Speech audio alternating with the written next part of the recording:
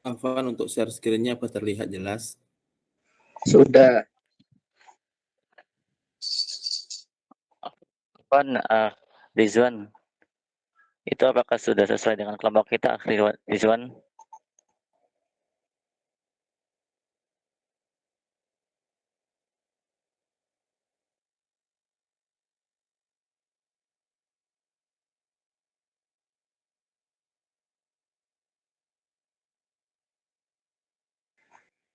Ya, baik, saya sesuai. Baik, langsung saja dimulai. Kita mulai presentasi. Bismillah. Assalamualaikum warahmatullahi wabarakatuh. Waalaikumsalam warahmatullahi wabarakatuh. Waalaikumsalam. Alhamdulillah, wassalatu wassalamu ala rasulillah, wa ba'd. Alhamdulillah, kita masih dipertemukan oleh Allah dalam rangka untuk menuntut ilmu Allah. Ya, dan insya Allah semuanya dalam keadaan sehat walafiat. Ya, setelah banyak mungkin kegiatan yang dari antum-antum semua, ya, dan kita dikembalikan oleh Allah. Ya, hari Sabtu yang cerah ini, ya semoga diberkahinya. Insya Allah kami dari kelompok 7 akan mempresentasikan ulumul Quran tentang muhkam, ayat mutasyabih, tafsir, takwil, dan terjemah. Di sini Ana sebagai pengganti tugas di kelompok sebelumnya karena kemarin berhalangan hadir. Jadi saya sendiri bergabung dengan kelompok 7 untuk memenuhi tugas. Langsung saja masuk ke latar belakang.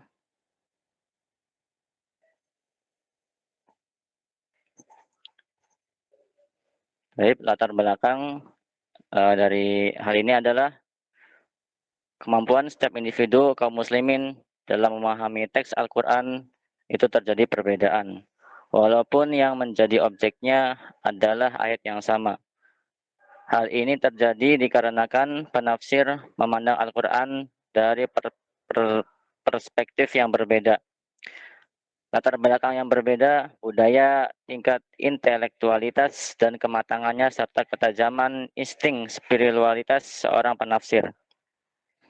Berdasarkan kenyataan yang telah dijelaskan di atas, maka adanya ilmu dalam bidang tafsir, takwil, dan terjemah merupakan kebutuhan dalam memahami nas-nas yang tampak samar atau tidak jelas, sekaligus untuk memperkaya dan mengeksplorasi kedalaman makna-makna dalam Al-Quran, serta untuk melengkapi khazanah keilmuan dalam Islam.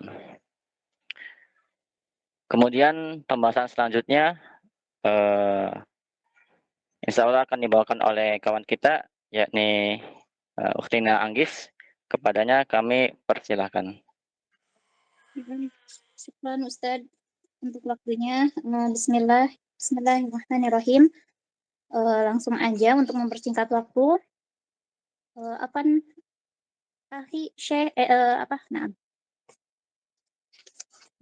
Bismillah. Definisi muhkam dan mutasyabih. Muhkam secara bahasa berasal dari kata hakama. Kata hukum berarti memutuskan antara dua hal atau lebih perkara.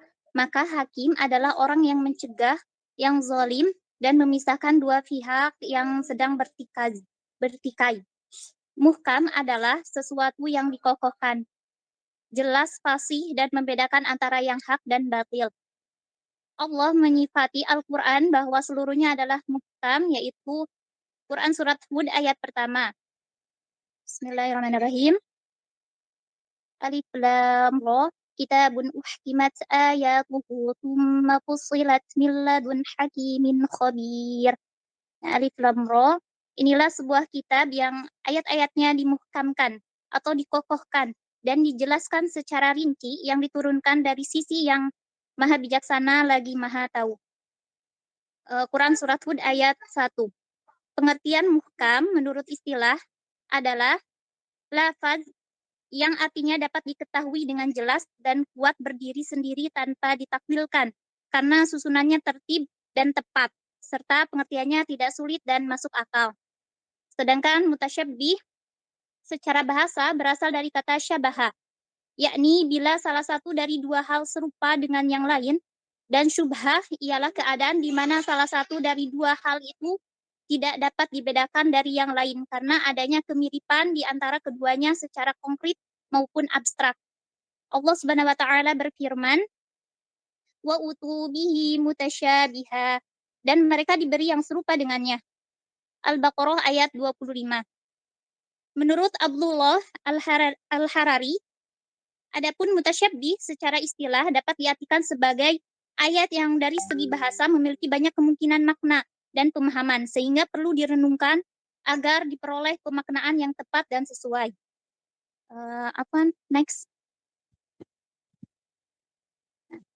Untuk perbedaan muhkam dan mutasyabih.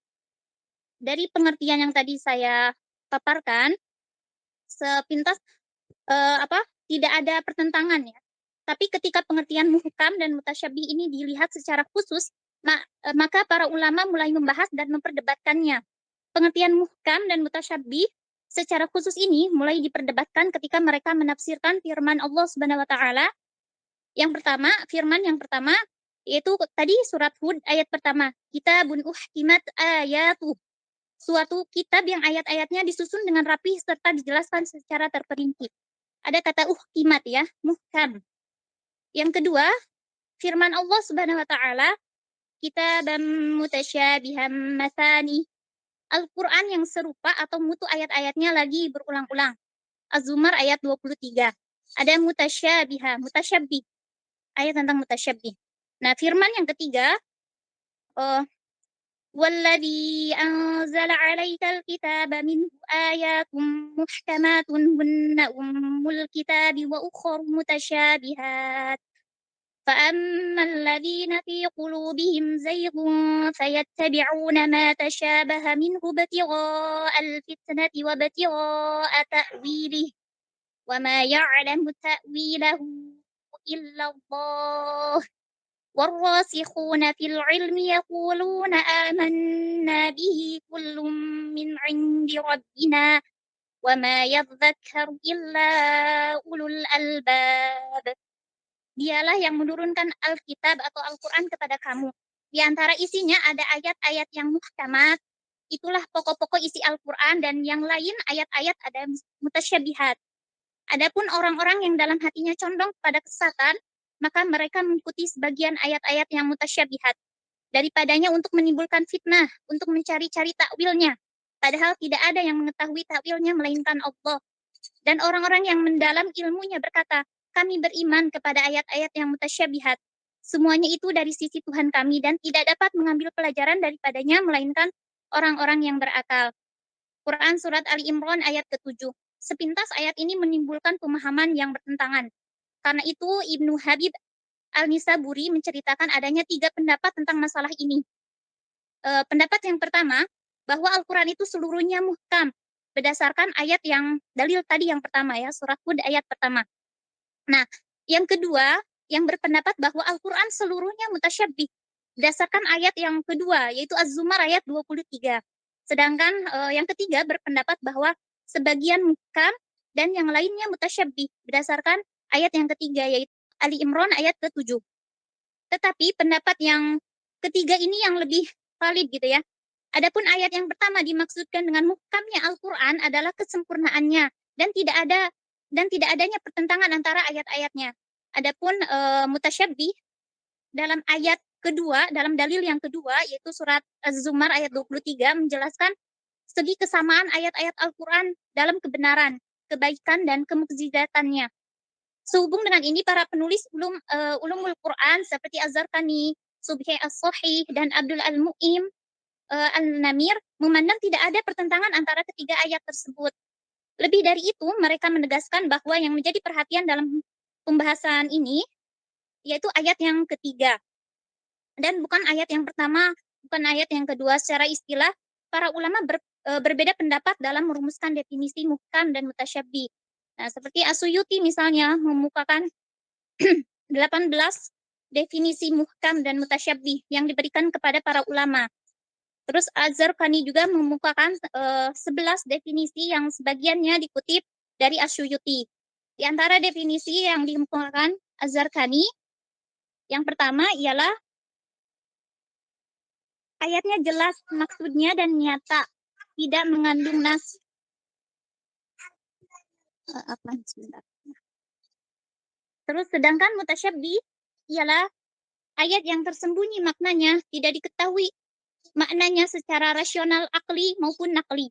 Inilah ayat-ayat yang hanya Allah yang mengetahuinya, seperti ayat-ayat tentang hari kiamat dan huruf-huruf terputus di awal surah atau fawatih aswar seperti alif lam mim nun ha mim dan sebagainya. Nanti akan dibahas di slide selanjutnya. Dan yang kedua, perbedaan yang kedua yaitu muhkam ialah ayat yang tidak mengandung kecuali satu kemungkinan makna takwil. Sedangkan mutasyabih ialah ayat yang mengandung banyak kemungkinan makna takwil. Nah, yang ketiga, berdiri sendiri dan tidak memerlukan keterangan. Sedangkan mutasyabih berdiri sendiri tetapi mempunyai ambiguitas pemaknaan sehingga memerlukan keterangan lain yang memperjelas karena terjadinya perbedaan dalam mentakbilnya. Terus yang keempat, muhkam ialah ayat yang seksama susunannya dan urutannya yang membawa kepada kemunculan makna yang tepat tanpa pertentangan.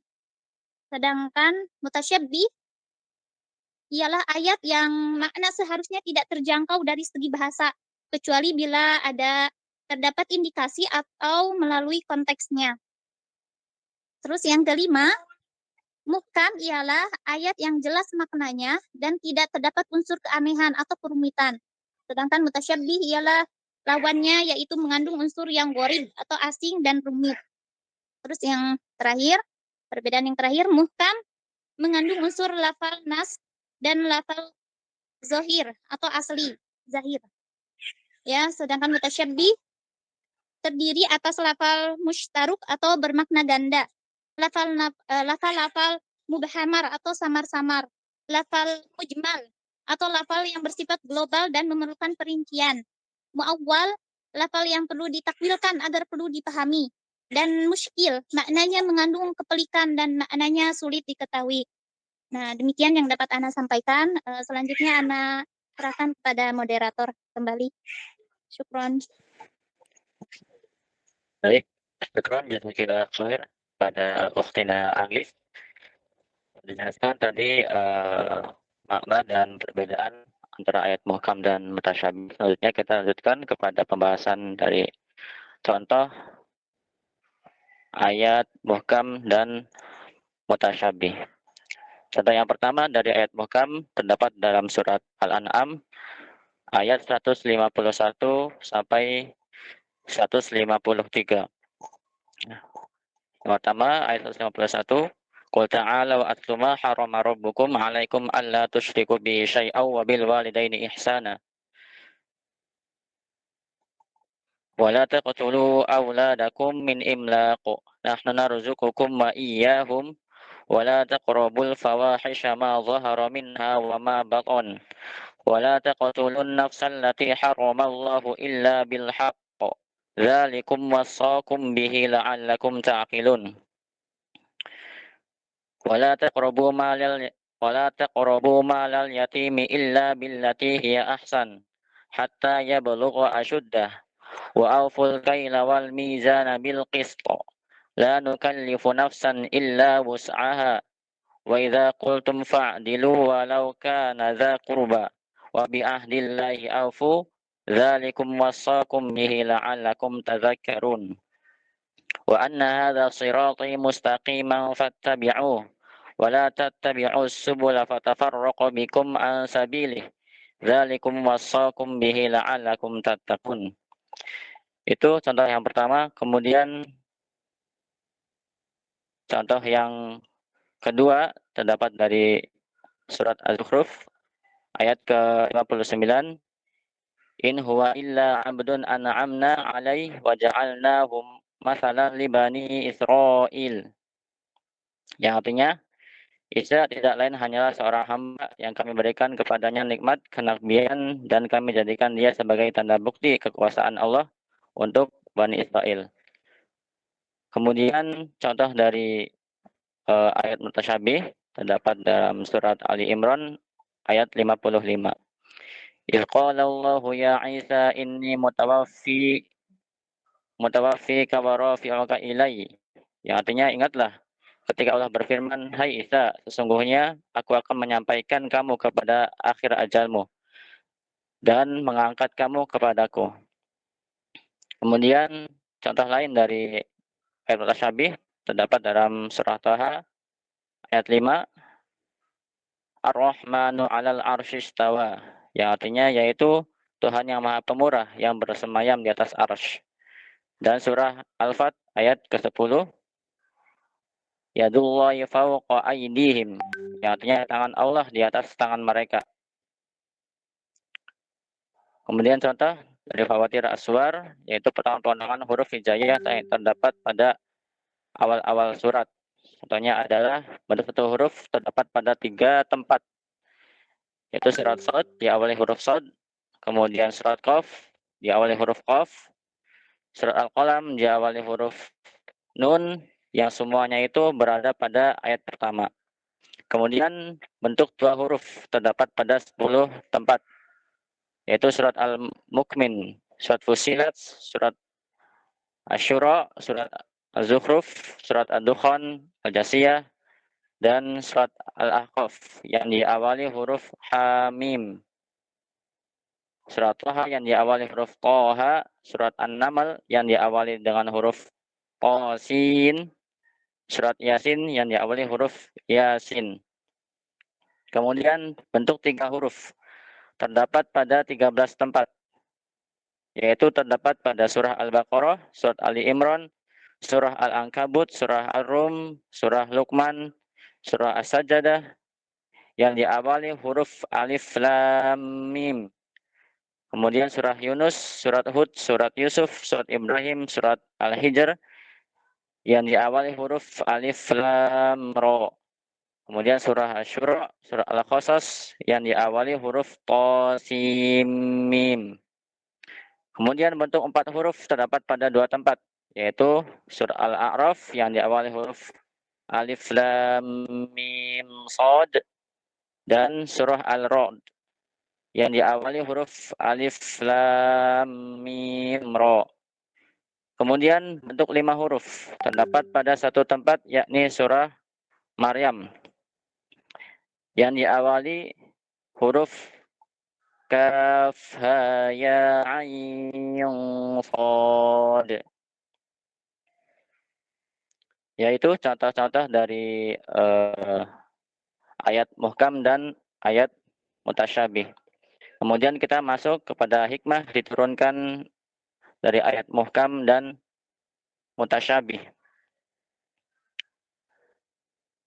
Baik, hikmah yang pertama, memperlihatkan keagungan Al-Quran dan kebenarannya. Ketika orang-orang Arab berbangga-bangga dengan balaghah dan bayan, ijaz dan itnah, majaz dan kinayah, maka demikian dengan Al-Quran. Ia datang dengan gaya bahasa yang sama, bahkan jauh lebih tinggi dari bahasa yang mereka banggakan. Yang kedua, sebagai salah satu bentuk ujian dari Allah agar manusia yang beriman semakin kuat keimanannya dan yang munafik kelihatan wajah kemunafikannya. Karena itu tidak semua ayat dijelaskan maknanya, tapi ada sebagian yang mutasyabih atau yang disamarkan oleh Allah. Kemudian yang ketiga, memberi peluang dan kesempatan kepada umat Islam untuk mengkaji dan menggali atau meneliti ayat-ayat Al-Quran. Seandainya semua ayat Al-Quran berbentuk muhkamat, maka kegiatan pengkajian dan penelaahan terhadap isi kandungan Al-Quran akan dapat dilakukan dengan mudah, karena ayat-ayat relatif lebih mudah dimengerti. Berbeda halnya dengan mutasyabih. Dengan adanya ayat mutasyabih, mereka akan lebih giat dalam mempelajari Al-Quran. Yaitu hikmah diturunkannya ayat muhkam dan mutasyabih. Kemudian lanjut kepada pembahasan terjemah, tafsir, dan takwil yang insya Allah akan dibawakan oleh Akhina Rizwan Iskandar Putra. Kami persilahkan. Nah, insyaallah. Syukron untuk moderator Akhi Derajat yang sudah memperkenankan Anda untuk menyampaikan presentasi.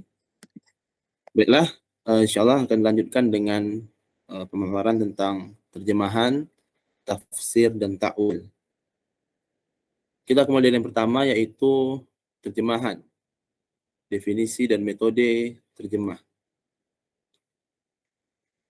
Secara bahasa, menurut Kamus Besar Bahasa Indonesia, terjemahan memiliki arti alih bahasa atau salinan bahasa dari satu bahasa ke bahasa yang lain.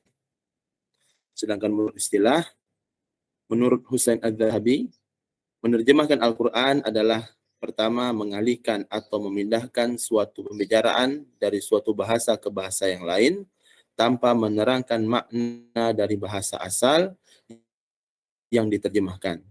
Yang kedua adalah menafsirkan suatu pembicaraan dengan menerangkan maksud yang terkandung di dalamnya dengan menggunakan bahasa yang lain. Sederhananya, terjemahan Al-Quran adalah memindahkan dari bahasa asli Al-Quran menjadi bahasa selain bahasa Arab. Metode penerjemahan Al-Quran. Ada dua metode di dalam menerjemahkan Al-Quran menurut Az-Zarqani. Yang pertama adalah terjemahan harfiah. Terjemahan harfiah adalah pengalihan bahasa sesuai dengan urutan kata bahasa sumber. Nah, tata cara penerjemahan ini tidak ubahnya hanya sekedar mencari padanan kata.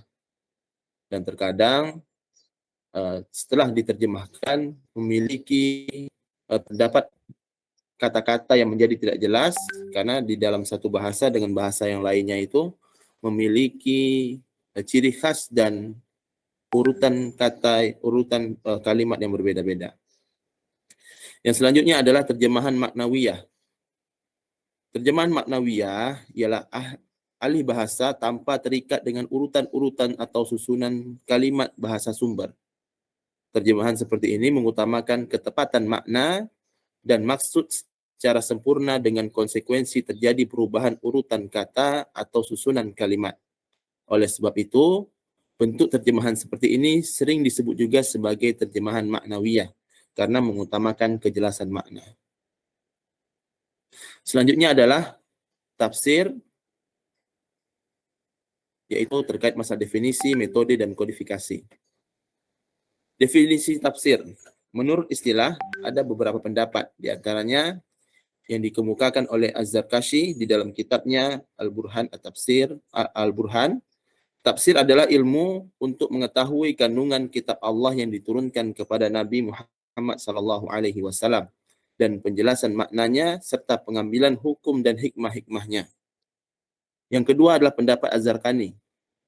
Dalam kitabnya Manahil Al-Irfan, tafsir adalah ilmu yang membahas tentang Al-Quran dari segi pengertiannya terdapat maksud Allah sesuai dengan kemampuan manusia. Dan definisi yang ketiga, menurut pendapat Abu Hayyan, mengatakan bahwa yang dimaksud dengan tafsir adalah ilmu yang membahas tentang cara pengucapan lafaz-lafaz Al-Quran, tentang petunjuk-petunjuknya, hukum-hukumnya, baik ketika berdiri sendiri maupun ketika tersusun, dan makna-maknanya yang dimungkinkan baginya ketika tersusun, serta hal-hal lain yang melengkapinya. Selanjutnya adalah metode tafsir. Metode tafsir dibagi menjadi tiga. Yang pertama adalah tafsir al-ma'thur, yang kedua adalah tafsir ar-ra'yi, dan ketiga adalah tafsir al-isyari. Tafsir al-ma'thur adalah metode penafsiran merujuk kepada penafsiran Al-Quran dengan dasar periwayatan, riwayat dari Al-Quran, sunnah, dan perkataan para sahabat. Jadi, secara singkatnya adalah tafsir al-ma'thur adalah menafsirkan Al-Quran dengan Al-Quran, atau menafsirkan Al-Quran dengan hadis-hadis Nabi, atau menafsirkan Al-Quran dengan perkataan para sahabat. Contoh tafsir al-ma'thur berdasarkan Al-Quran, misalnya adalah pada firman Allah Subhanahu wa Ta'ala pada surah Al-Maidah ayat yang pertama, dihalalkan bagi kamu binatang ternak kecuali yang akan dibacakan kepadamu. Kemudian datang penjelasan dari kalimat kecuali akan dibacakan kepadamu di dalam ayat yang lain, yaitu firman Allah pada surah Al-Maidah ayat yang ketiga, diharamkan bagi kamu memakan bangkai, darah, daging babi, daging hewan yang disembelih atas nama selain Allah. Yang selanjutnya adalah tafsir ar-ra'yi. Penafsiran dengan menggunakan ijtihad. ya. Jadi tafsir ar-ra'yi adalah tafsir dengan menggunakan ijtihad yang berdasarkan atas prinsip-prinsip logika yang benar, sistem berpikir yang sah, dan syarat yang ketat. Jadi bukan berdasarkan hawa nafsu dan pendapat akal semata. Selanjutnya adalah tafsir al-Isyari. As-Sabani mengatakan bahwa tafsir al-Isyari ialah takwil Al-Quran dengan menembus makna lahirnya. Namun, di dalam pembahasan tafsir al-Isyari terdapat perbedaan pendapat para ulama. Sebagian ulama ada yang membolehkan tapi dengan syarat-syarat yang ketat, dan sebagian lagi menganggap bahwa tafsir al-Isyari bertentangan dengan ajaran Islam yang dimana dalamnya memiliki penyimpangan, kesesatan, dan penyelewengan agama. Dan di antara para ulama yang menolak tafsir ar-Ra'i,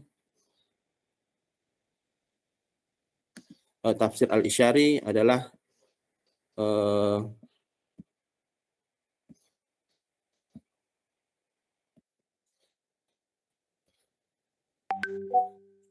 Badruddin Muhammad bin Abdullah Az-Zarkashi, yang termasuk golongan yang tidak mendukung tafsir al-Isyari, dan beliau mengatakan adapun perkataan golongan sufi dalam menafsirkan Al-Quran itu bukan tafsir, melainkan hanya makna penemuan yang mereka peroleh ketika membaca.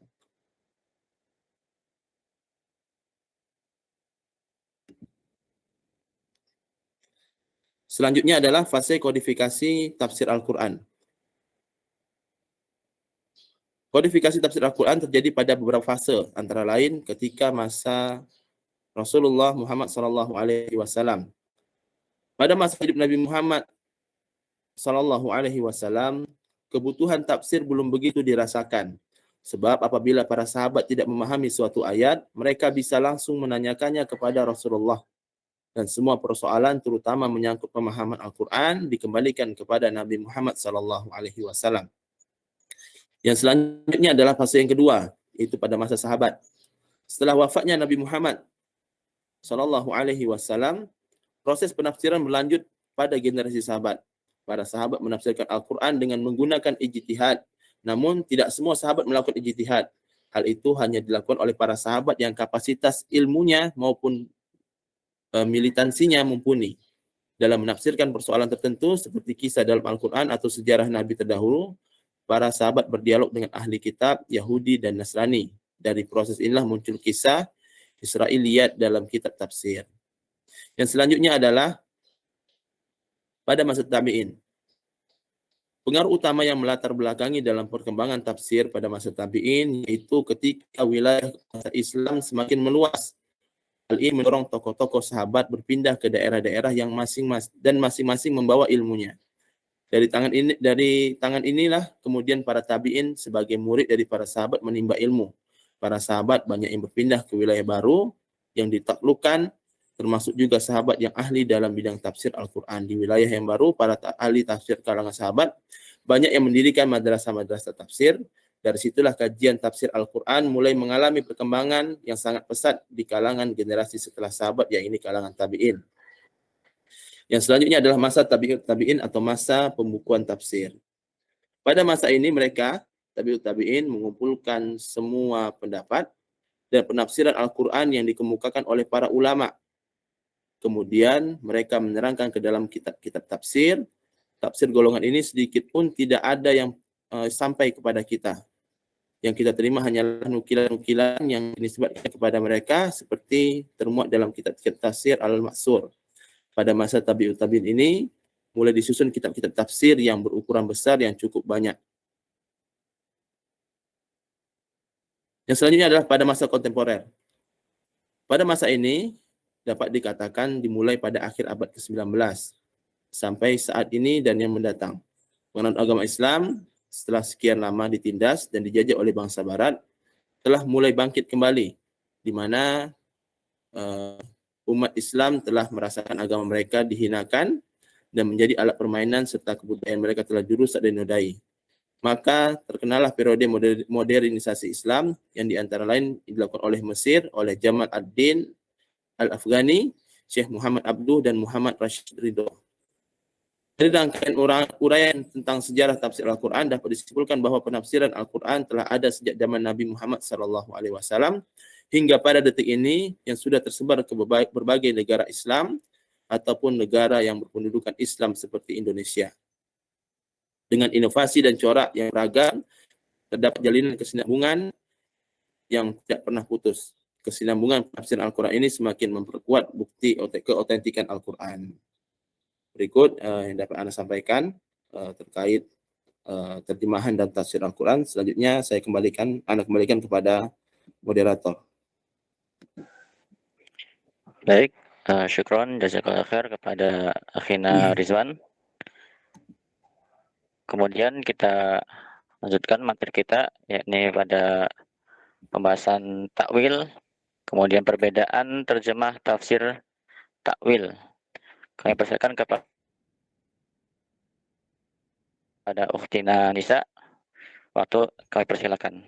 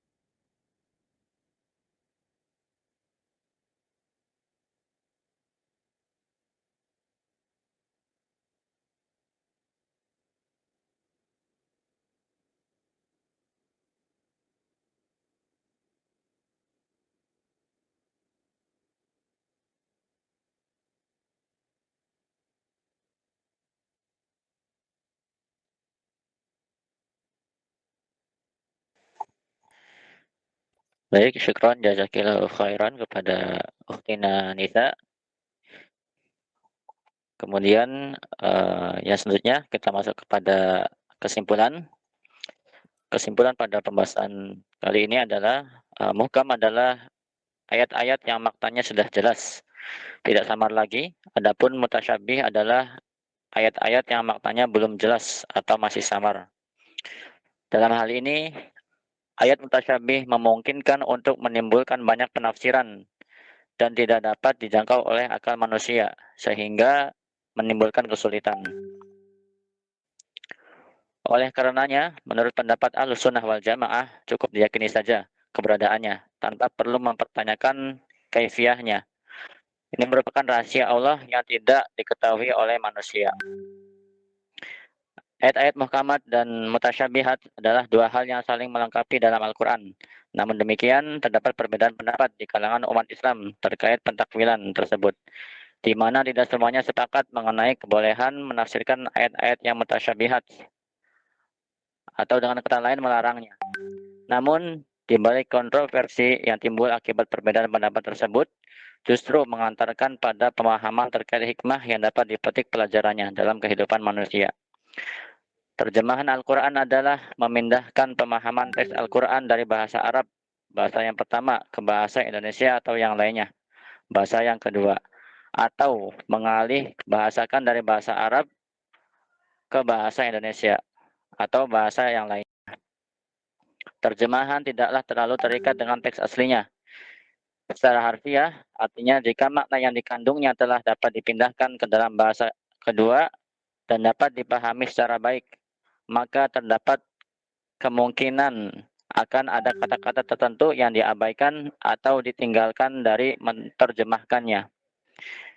Secara istilah, ulama mutaqaddimin dan ulama mutaakhirin memahami istilah tafsir dan takwil terdapat Al-Quran secara berbeda-beda. Pada para ulama mutaqaddimin cenderung berpandangan bahwa tafsir dan takwil Al-Quran mempunyai makna yang sama, sedangkan para ulama mutaakhirin cenderung memahami istilah tafsir dan takwil sebagai dua istilah yang berbeda.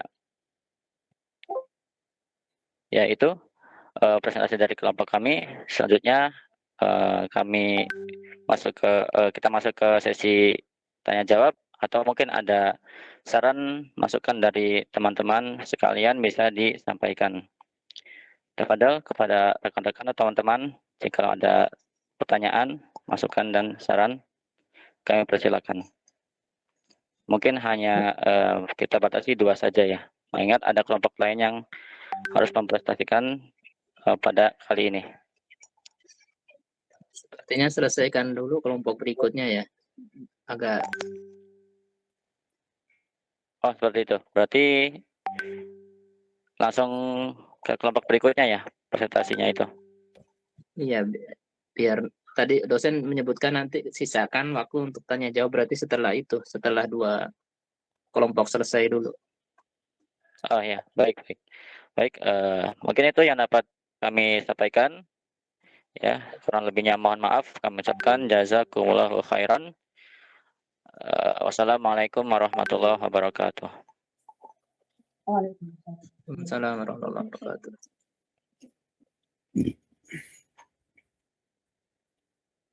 Bismillah, mungkin kita lanjut ya ke presentasi ke kelompok yang 8.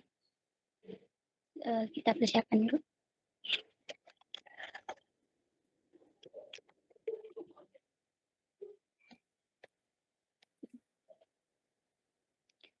Baik, dimulai saja. Mengingat karena waktu juga. Bismillahirrahmanirrahim. Assalamualaikum warahmatullahi wabarakatuh. Waalaikumsalam. Waalaikumsalam warahmatullahi wabarakatuh. Alhamdulillahirabbil alamin. Wassalatu wassalamu ala Rasulillah. Amma ba'du. Allahumma yassir lana wa la tu'assir lana. Rabbi shrah lana sadrana wa yassir lana.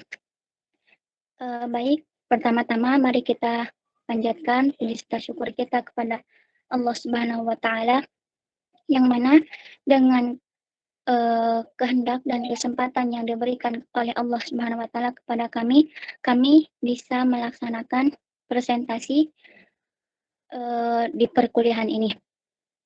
Salawat serta salam mari kita curah limpahkan kepada Nabi Muhammad Shallallahu Alaihi Wasallam, yang mana berkat jasa beliau yang tidak ada tandingannya sehingga kita bisa berada dalam dunia yang penuh cahaya ini.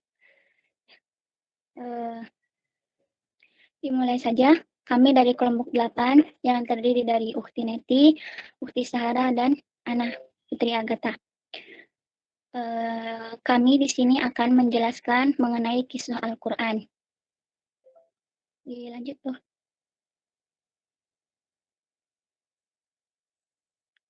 Untuk sesi pertama, bagian yang pertama, kami serahkan kepada Ukhti Neti untuk mempresentasikan atau memaparkan materinya. Baik, jazakallah khair Putri. Baiklah rekan-rekan, pada kesempatan yang dari kelompok 8 ini, yang pertama adalah mengenai pengertian Al-Qasas. Pengertian Al-Qasas atau kisah-kisah secara etimologi itu mempunyai beberapa arti, seperti mengikuti jejak. Yang ini terdapat dalam surah Al-Kahfi ayat 64 yang berbunyi a'udzubillahi minasyaitonirrajim fartadda ala asarihim al-qasas. Lalu keduanya kembali mengikuti jejak mereka semula. Kemudian termaksud juga di dalam surah Al-Qasas ayat 11 yang berbunyi waqalat li ukhtihi qussi. Maka ibunda Musa berkata kepada saudara perempuan Musa, ikutilah dia. Al-Qasas juga adalah cerita yang dituturkan, seperti yang terdapat di dalam surah Al-Qasas ayat 25. Falamma ja'ahu wa qassa 'alaihi al-qasas qala la takhaf. Ketika Musa mendatangi Nabi Syuaib dan menceritakan kepadanya kisah tentang dirinya, maka Nabi Syuaib berkata, janganlah engkau takut. Maka demikian secara etimologi, kisah-kisah Al-Quran adalah kisah-kisah yang terdapat di dalam Al-Quran. Kemudian menurut secara terminologi ini seperti Imam Fakhruddin yang mengatakan, mendefinisikan bahwasanya kisah Al-Quran itu sebagai kumpulan perkataan-perkataan yang memuat petunjuk yang membawa manusia kepada hidayah agama Allah dan menunjukkan kepada kebenaran serta memerintahkan untuk mencari sebuah keselamatan. Sedangkan Manak Khalil Al-Quran mendefinisikan dengan pemberitaan Al-Quran tentang hal aktual yang telah lalu, nubuwah atau kenabian yang terdahulu, dan peristiwa-peristiwa yang telah terjadi. Menurut Quraish Shihab dalam buku kaidah tafsirnya, dia mengatakan bahwa kisah Al-Quran adalah menelusuri peristiwa atau kejadian dengan jalan menyampaikan atau menceritakan tahap demi tahap sesuai dengan kronologi kejadian. Kemudian, menurut Syahil Lasin, yang mendefinisikan dengan cerita-cerita Al-Quran tentang keadaan umat-umat terdahulu dan para nabi terdahulu serta kejadian-kejadian nyata lainnya. Nah, dari beberapa definisi di atas, maka dapat disimpulkan secara terminologi bahwa kisah Al-Quran adalah informasi dari Allah yang terdapat dalam Al-Quran untuk semua manusia yang mau menjadikan Al-Quran sebagai petunjuk hidup. Informasi yang memuat tentang kisah-kisah umat terdahulu, tentang kenabian, tentang peristiwa-peristiwa yang telah terjadi, dan di mana juga Al-Quran mengandung beberapa keterangan tentang kejadian masa lalu, sejarah bangsa, keadaan negeri, dan peninggalan atau jejak setiap umat. Untuk selanjutnya adalah poin B, pembahasan B mengenai contoh kisah-kisah dalam Al-Quran. Contoh kisah-kisah dalam Al-Quran yang memuat tentang kisah Nabi, di sana terdapat tentang dakwahnya, mukjizat, kemudian sikap dan reaksi orang yang menentang dakwahnya, kemudian tahapan juga dakwahnya, kemudian ada juga kisah Nabi Yusuf, Nabi Musa, Nabi Ibrahim, kisah Nabi Ashabul Kahfi, kisah Qarun, kisah kaum Sabat, dan banyak lainnya. Baiklah, pada kesempatan kali ini kami akan mencoba menceritakan tentang salah satu contoh kisah dalam Al-Quran, yaitu mengenai kisah kaum Sabat. Kisah kaum Sabat ini terdapat dalam surah Al-A'raf ayat 153 sampai 168. Sebelumnya qadarullah afwan karena benar-benar lupa untuk mencantumkan ayat dan artinya ya. Di mana dalam surah Al-A'raf ayat 153 sampai 168 itu menceritakan tentang sebuah desa orang-orang Yahudi yang terletak di pesisir lautan, yaitu sebuah pesisir di antara desa-desa yang mereka alami. Mereka telah diperintahkan Allah untuk tidak berburu dan menangkap ikan pada hari Sabat atau Sabtu. Tetapi dibolehkannya untuk menangkap pada hari-hari lain dan sepekan. Kemudian Allah menguji mereka dengan kewajiban ini. Ikan-ikan itu ternyata menjauhi mereka dan jarang ditemui pada hari-hari dibolehkannya menangkap ikan. Sementara pada hari Sabtu atau Sabat yang pada hari itu dilarang mereka untuk menangkap ikan, justru ikan-ikan itu banyak mendatangi mereka dengan terapung-apung di sekitar mereka. Maka disinilah setan bekerja membisiki hati sekelompok orang dari penduduk desa dan membujuk mereka untuk menangkap ikan.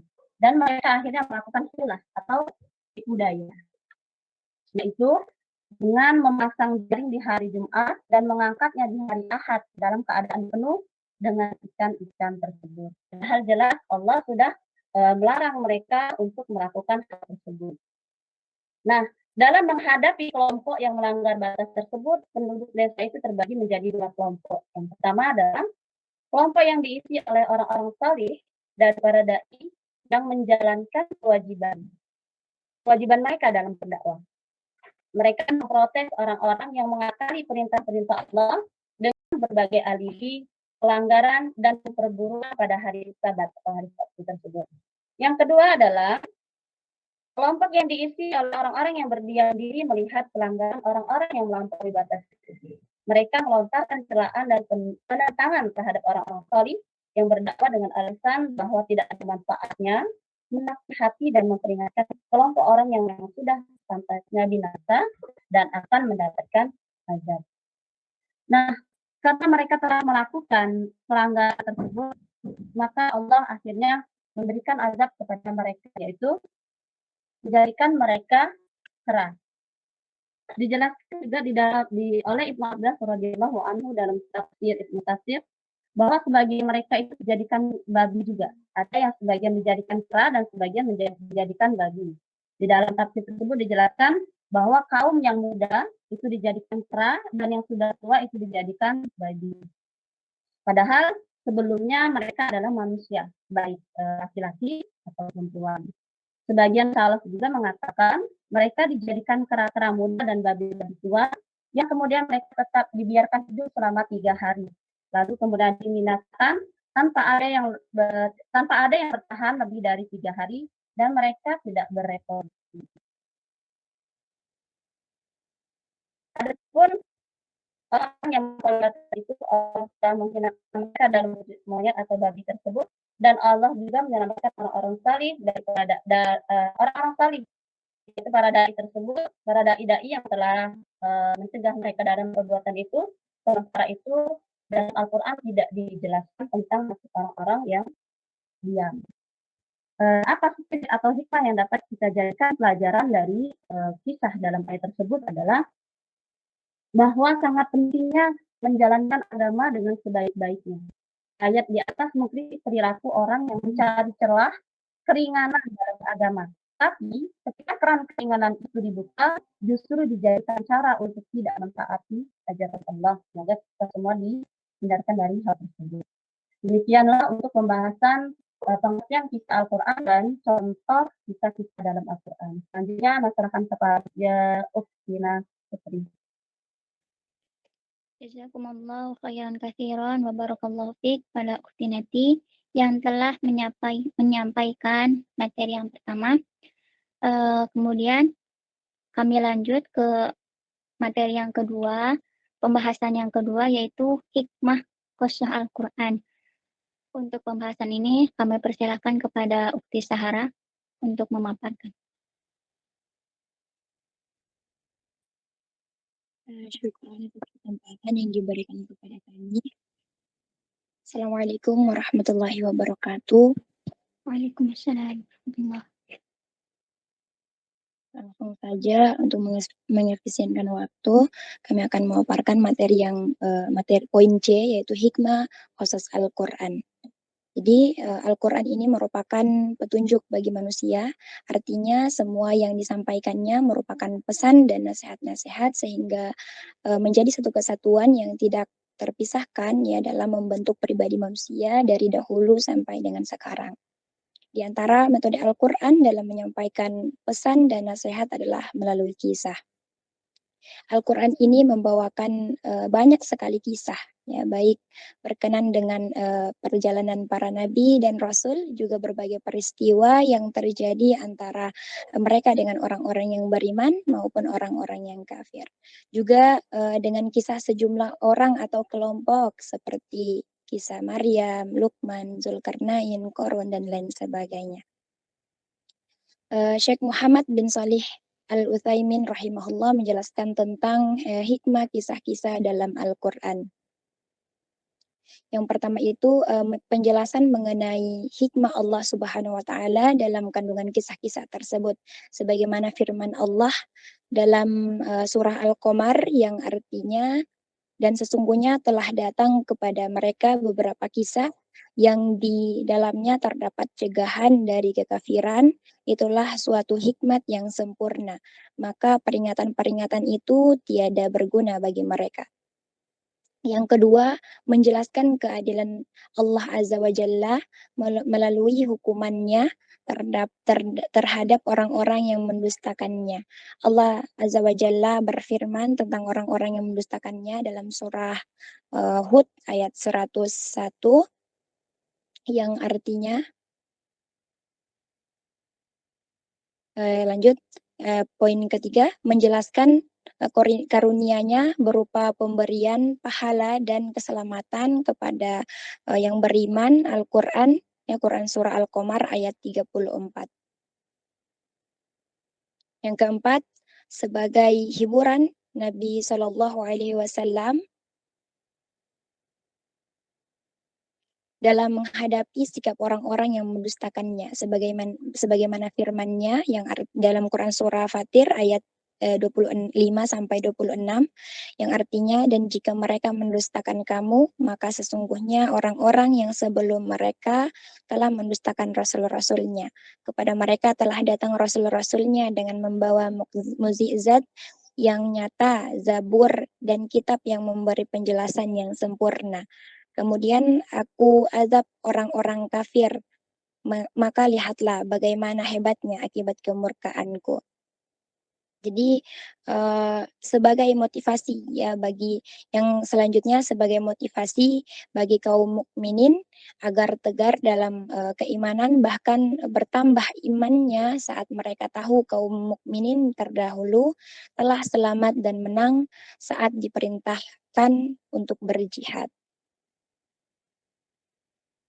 Selanjutnya, sebagai peringatan bagi orang-orang kafir akan akibat buruk yang mereka dapatkan jika mereka terus-menerus dalam kekufuran.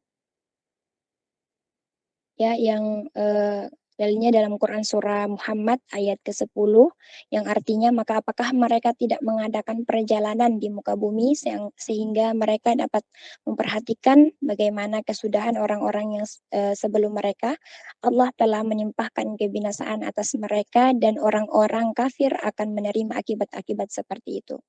Selanjutnya, semakin mengukuhkan kebenaran risalah Nabi Muhammad SAW, sebab berita-berita tentang umat-umat terdahulu tidak ada yang mengetahuinya selain Allah Azza wa Jalla. Dalam Quran surah Hud ayat 49 dan Ibrahim ayat 9. Mungkin ya, itu saja yang dapat kami sampaikan. Kurang lebihnya kami mohon maaf, kami kembalikan ke moderator. Alhamdulillah, jazakumullah khairan kepada Ukhti Sahara yang telah memaparkan hikmah qissa Al-Quran. Kemudian lanjut ke pembahasan mengenai kisah-kisah Israiliyat yang akan dipaparkan oleh saya sendiri.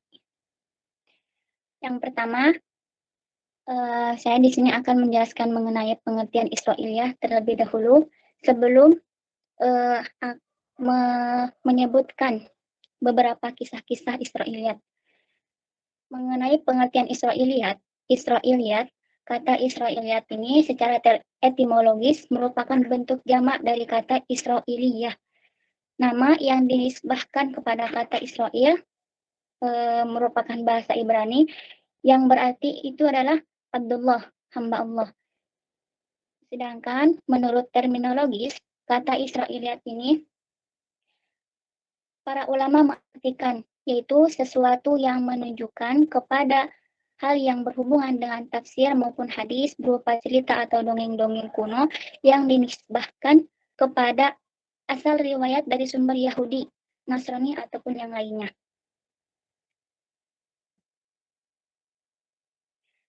Kata Israiliyat sendiri merupakan suatu gelar yang diberikan Allah kepada Nabi Yakub bin Ishak bin Ibrahim alaihissalam setelah beliau kembali dari suatu tempat yang bernama Padan Aram.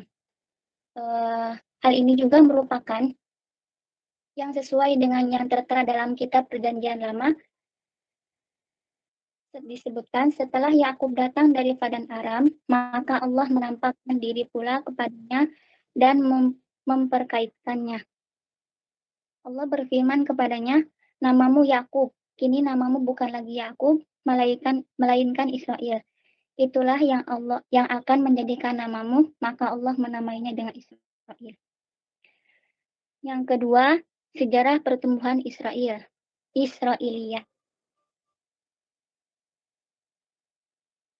Kisah-kisah Israiliyat ini tumbuh di kebudayaan Yahudi dalam kebudayaan Arab zaman jahiliyah. Pada waktu itu hidup di tengah-tengah orang Arab segolongannya ahli kitab dari kaum Yahudi. Mereka pindah ke Jazirah Arab. Sejak dahulu kala, perpindahan mereka itu terjadi secara besar-besaran sesuai dengan penjelasan para ulama ahli sejarah ialah pada tahun 70 Masehi. Mereka lari dari ancaman dan siksaan penguasaan diktator ketika itu bernama Titus Arumi. Kemudian Az-Zahabi menambahkan bangsa Arab pada zaman jahiliyah sering berpindah-pindah baik ke arah timur maupun barat. Bangsa Quraisy mempunyai dua tujuan dalam bepergian, yaitu dengan berdagang. Pada musim panas mereka pergi ke Syam dan bila musim dingin mereka pergi ke Yaman. Pada waktu itu di Syam dan Yaman banyak sekali ahli kitab yang sebagian besar adalah bangsa Yahudi. Karena itu tidaklah mengherankan bila antara orang Arab dan orang Yahudi itu seringkali bertemu. Pertemuan yang dilakukan baik di Jazirah Arab maupun di tempat lainnya sangat memungkinkan merembesnya kebudayaan Yahudi kepada bangsa Arab yang pada masa itu masih rendah kebudayaannya. Oleh karena itu, akhirnya kisah-kisah Israiliyat tumbuh dengan subur di Jazirah Arab. Yang ketiga, yaitu kategori Israiliyat. Yang pertama, kisah Israiliyat ini yang benar isinya sesuai dengan Al-Quran dan hadis dan tidak bertentangan dengan keduanya. Yang kedua, kisah Israiliyat yang bertentangan dengan Al-Quran dan hadis, maka kisah ini yang tidak bisa diriwayatkan dan tidak bisa dijelaskan karena dengan kedustaannya. Yang ketiga, kisah Israiliyat yang tidak diketahui benar atau tidaknya, maka kisah yang ketiga ini cukup kita diamkan saja dan tidak diperbolehkan untuk diriwayatkan oleh para periwayat yang lain. Yang selanjutnya, pendapat ulama tentang Israiliyat. Menurut Ibnu Taimiyah dalam kitab Muqaddimah fi Ushul Tafsir, Israiliyat itu terbagi menjadi 3 macam. Yang pertama, cerita Israiliyat yang sahih itu boleh diterima. Yang kedua, Israiliyat yang dusta yang diketahui kedustaannya karena bertentangan dengan syariat itu harus ditolak. Yang ketiga, Israiliyat yang tidak diketahui kebenaran dan kepalsuan itu cukup didiamkan tidak didustakan dan tidak juga dibenarkan. Jangan mengimani dan jangan pula membohongkannya. Mungkin yang terakhir, di sini saya akan menjelaskan mengenai kisah-kisah Israiliyat dalam Tafsir Munir karya Syekh Nawawi. Yang pertama, kisah-kisah Israiliyat dalam Tafsir Munir karya Syekh Nawawi yang dipandang benar. Kisah Israiliyat yang dipandang benar ialah kisah Israiliyat yang diyakini kebenarannya karena kisah tersebut diriwayatkan dari Nabi Shallallahu Alaihi Wasallam dengan riwayat yang sahih. Contohnya, kisah Nabi Sulaiman alaihissalam yang mempunyai yang cacat karena ia lupa mengucapkan lafaz insyaallah. Dalam Quran surah Shad ayat 34 yang artinya, dan sesungguhnya kami telah menguji Sulaiman dan kami jadikan dia tergeletak di atas kursinya dengan tubuh yang lemah karena sakit. Kemudian ia bertaubat. Ketika itu, Syekh Nawawi mengemukakan sebuah kisah. Diriwayatkan dari Nabi Shallallahu Alaihi Wasallam bahwa beliau telah bersabda, Nabi Sulaiman telah berkata, sesungguhnya malam ini saya akan menggauli seluruh istri-istri saya dengan tujuan kami akan melahirkan seorang anak yang mampu berperang dengan menunggangi kuda. Ketika malam datang, akhirnya Nabi Sulaiman mulai menggauli bersama istri-istrinya, tetapi tidak ada satupun istrinya yang hamil, terkecuali istrinya yang kecuali satu istri yang dia hamil. Tetapi ketika lahir, anak tersebut cacat dan akhirnya beliau menyadari kesalahannya. Demi zat yang diriku berada dalam kekuasaannya, seandainya aku mengucapkan insyaallah, tentu mereka berjuang di jalan Allah dengan menunggang kuda. Penjelasannya, kisah tersebut dipandang benar karena selain ada isyarat dalam Al-Quran surah Shad ayat 34 tersebut di atas, juga kisah ini diriwayatkan oleh Imam Bukhari dalam kitab sahihnya, Imam Muslim juga dalam kitab sahihnya, dan At-Tirmidzi dalam kitab sunannya.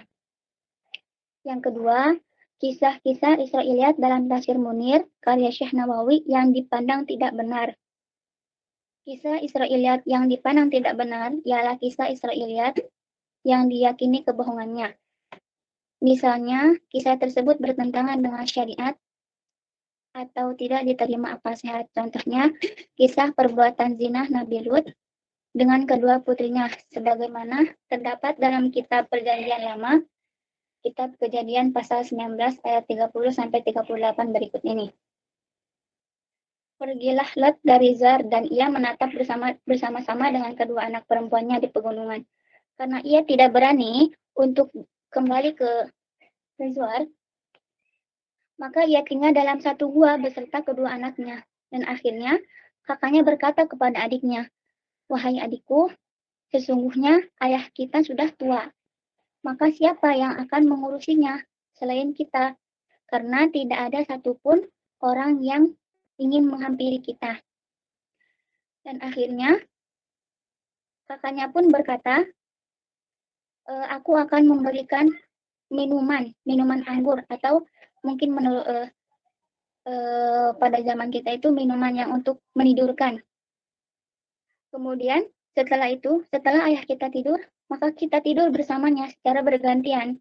Dan akhirnya malam pun tiba dan kakaknya sudah memberikan minuman tersebut. Akhirnya kakak yang pertama itu tidur bersama Nabi Lut. Dan hari berikutnya kakaknya berkata, wahai adikku, semalam aku sudah tidur dengan ayah. Dan sekarang giliran kamu untuk tidur bersama ayah.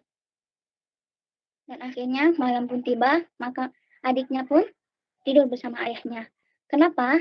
Karena bertujuan ingin ingin melahirkan anak untuk menerusi ayahnya. Sedangkan ayahnya tidak mengetahui Lalu kedua anak itu melahirkan seorang anak laki-laki dan menamainya Moab.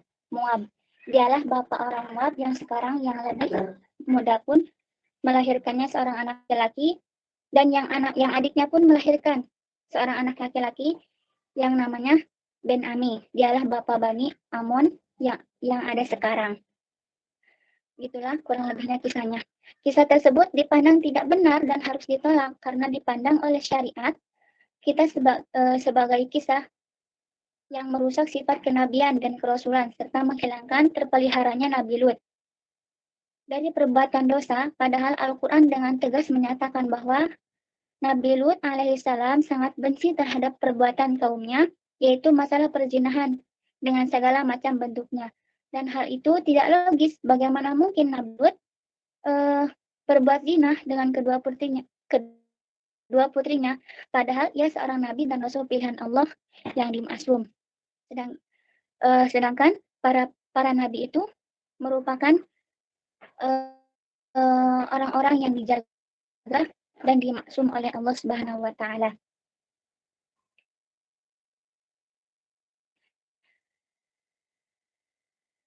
Yang ketiga, yaitu kisah-kisah Israiliyat dalam tafsir Munir, karya Syekh Nawawi yang dipandang kemungkinan benar dan kemungkinan tidak benar.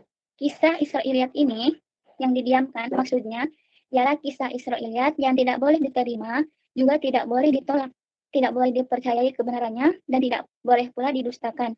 Karena ada kemungkinan benar, ada kemungkinan pula tidak benar, tapi boleh meriwayatkannya.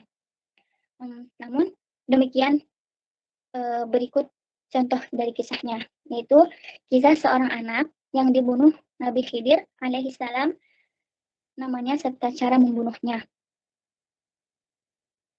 Dalam surah Al-Kahfi ayat 74, yang artinya, maka berjalanlah keduanya hingga tatkala keduanya berjumpa dengan seorang anak, maka Khidir membunuhnya. Syekh Nawawi mengisahkan sebagai berikut. Anak yang dibunuh oleh Nabi Khidir pada saat ia sedang berada di antara dua desa, itu usianya belum mencapai balik. Ia sedang bermain-main dengan 10 orang teman-temannya. Anak itu berwajah tampan dan namanya Haisyur. Anak tersebut diambil oleh Nabi Khidir dan dibunuhnya. Adapun cara membunuhnya ialah anaknya ditidurkan dengan posisi miring, kemudian disembelih dengan pisau atau dengan cara dipelitirkan lehernya. Mungkin cukup sekian dari saya pribadi. Mohon maaf jika banyak kesalahan, karena kebenaran hanya milik Allah Subhanahu wa taala dan kesalahan datang dari kami pribadi dan dari syaitan. Akhirul kalam. Assalamualaikum warahmatullahi wabarakatuh. Mungkin untuk dari kelompok studi dulu ya. Karena dibatasi. Kan maka ingat dosen yang dengan amanahnya ya untuk menyisakan 15 menit bagi beliau. Ya, Manila. Izin Assalamualaikum bertanya ya. warahmatullahi wabarakatuh. Izin bertanya, teman-teman. Atau Istidelani dulu. Iya. Baik, terima kasih atas waktunya. Pertanyaan kami ada dua, yaitu yang pertama, tafsir yang sering dijadikan rujukan oleh para asatidzah kita adalah tafsir yang berasal dari dua ulama yang sudah masyhur di kalangan kita, yaitu tafsir Ibnu Katsir dan tafsir As-Sa'di. Pertanyaannya adalah, kedua tafsir di atas memakai metode apa jika dilihat dari pembagian metode tafsir yang dijelaskan oleh pemakalah tadi? Kami ulangi pertanyaannya, tafsir Ibnu Katsir dan tafsir As-Sa'di memakai metode apa jika dilihat dari pembagian metode tafsir yang dijelaskan oleh pemakalah tadi, sehingga itu bisa diterima oleh para ulama atau para asatidzah kita. Pertanyaan kami yang kedua, yaitu ada satu tafsir yang cukup populer di lingkungan perguruan tinggi Islam dan dijadikan tema dalam beberapa kuliah tamu atau seminar, yaitu tafsir tersebut dinamakan tafsir hermeneutika. Tafsir hermeneutika.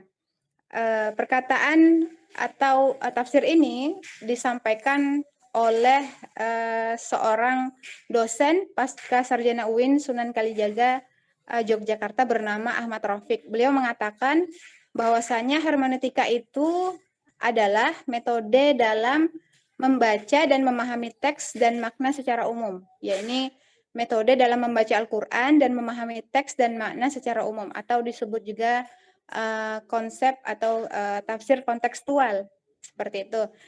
Nah, kemudian kontekstualisasi ayat itu menjadi penting menurut beliau ya, menurut Ahmad Rafiq, sebab dengan ini poin pentingnya, menurut beliau, dengan melihat konteks maka kita akan mengetahui bahwa Al-Quran adalah kitab suci yang berkembang terus maknanya sesuai dengan perkembangan zaman. Ini ujaran atau penjelasan dari Ahmad Rafiq, yaitu dosen tadi. Nah, pertanyaan kami, bagaimanakah pandangan Islam terhadap tafsir ini? Karena ini cukup populer di kalangan perguruan tinggi Islam ya, IAIN atau STAI. Apakah ini benar tafsir seperti ini atau salah? Nah, jika sekiranya salah, bagaimana kita membantahnya atau bagaimana bantahannya?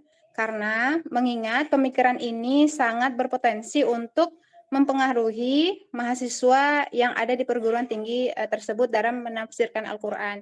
Karena kita mengetahui seluruh umat Islam akan atau yakin bahwasanya sumber beragama adalah dua, Al-Quran dan hadis. Akan tetapi yang menjadikan banyak penyimpangan, kita mengetahui juga pasti pada tafsirannya, menafsirkan ayat demi ayat. Nah, jika tafsir hermeneutika ini dianggap sesuatu yang salah, maka ini tentu akan cukup berbahaya bagi kaum muslimin.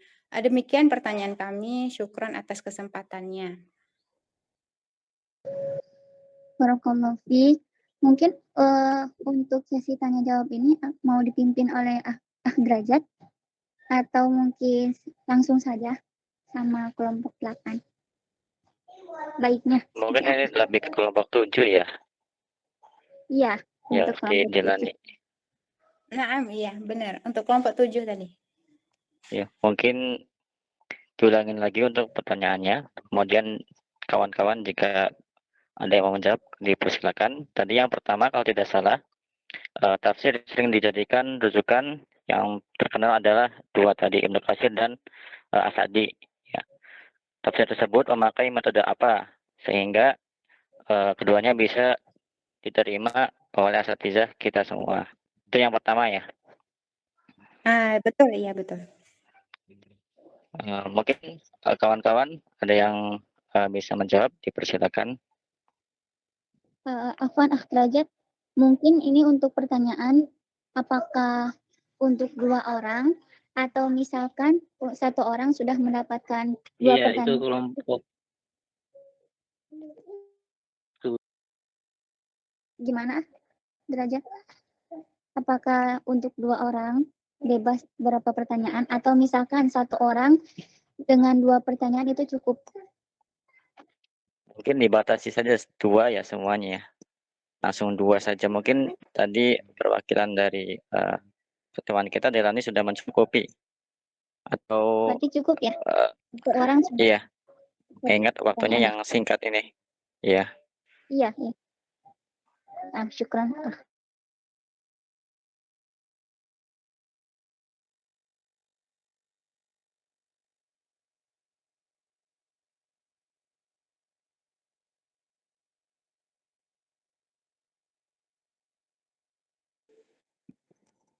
Silakan kawan-kawan. Mungkin dibuka juga. Mungkin ada. Dibuka juga untuk Nah, terima kasih. Itu yang boleh pertama juga dulu. untuk sesi. Mungkin dijawab dulu ya mungkin ya. Nah, untuk yang Ana izin jawab untuk yang pertama, untuk Oh ya, tafsir silakan. Ibnu Katsir ya. Untuk tafsir Ibnu Katsir, yang dipakai di dalamnya metodenya adalah tafsir bil maksur ya. Dan ini sebagaimana disejarahkan oleh Az-Zahabi, beliau mengomentari tafsir Ibnu Katsir, yaitu menggunakan metode menafsirkan Al-Quran dengan Al-Quran, menafsirkan Al-Quran dengan hadis, menafsirkan Al-Quran dengan melihat ijtihad para sahabat dan tabi'in. Nah, jadi bisa disimpulkan bahwa untuk metode yang dipakai di dalam tafsir Ibnu Katsir adalah metode Al-Matsur. Nah, itu mungkin yang bisa Anda jawab sih. Baik, syukran, Rizwan. Kemudian, mengapa tafsir tersebut bisa diterima? Ya, mungkin Ana sedikit membantu menjawab. Ya, yang pertama tentunya adalah kredibilitas dan keilmuan dari kedua ulama tersebut, yaitu Ibnu Katsir dan As-Sa'di, yang tidak diragukan lagi, ya, keilmuannya, keahliannya dalam ilmu agama itu yang sangat luas pemahamannya, kemudian berbagai disiplin ilmu pun mereka menguasainya, termasuk hal ini adalah ilmu tafsir. Ya, jadi itu mereka sangat dihargai untuk keilmuannya, sehingga mudah diterima para asatidzah atau masyarakat Islam. Itu yang pertama. Kemudian yang kedua, mungkin metode tafsirnya yang rasional dan ilmiah, sebagaimana tadi metode yang disampaikan, ya, menggunakan dalil-dalil Al-Quran dan As-Sunnah, ya, yang jelas, ya, dari ayat Al-Quran dan secara mendalam, dan mengacu juga pada pandangan para sahabat dan ulama terdahulu dalam menyusun tafsirnya. Kemudian ketiga, tentunya penjelasan yang mudah dipahami. Tafsirnya itu terkenal dengan penjelasan yang mudah dipahami dan disampaikan secara sederhana. Bahasanya yang digunakan pun tidak terlalu rumit dan lebih cenderung mengedepankan pengertian pemahaman secara luas dan langsung bagi para pembacanya. Kemudian yang keempat, memiliki nilai-nilai moral yang sangat kuat, ya. Jadi kedua tafsir ini memiliki nilai moral yang sangat kuat yang terkandung di dalamnya. Ya, tidak hanya menjelaskan mungkin ayat-ayatnya saja, tetapi juga memberikan pelajaran tentang akhlak, etika, nilai-nilai kehidupan yang Islami. Oleh karena itu, dari keempat ini mungkin tafsirnya itu bisa diterima oleh asatidzah dan masyarakat pada umumnya, seperti itu.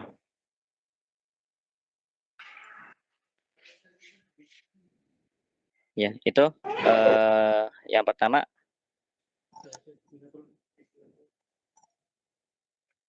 Sudah cukup ya, Ukhti Delani? Iya, sudah cukup, alhamdulillah. Tinggal yang kedua ya, tolong di. Oh ya, yang kedua ya. Tadi yang kedua, kami ulangi untuk pertanyaannya. Ada salah satu hermeneutika yang disampaikan oleh dosen Ahmad Rafiq, kalau nggak salah dia, dosen dari UIN Jogja, ya, mengenai konsep konstekstual yang menurutnya itu sangat penting.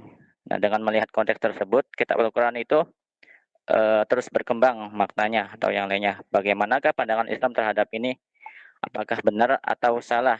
Nah, jikalau salah, lalu bagaimana bantahannya dari hal tersebut?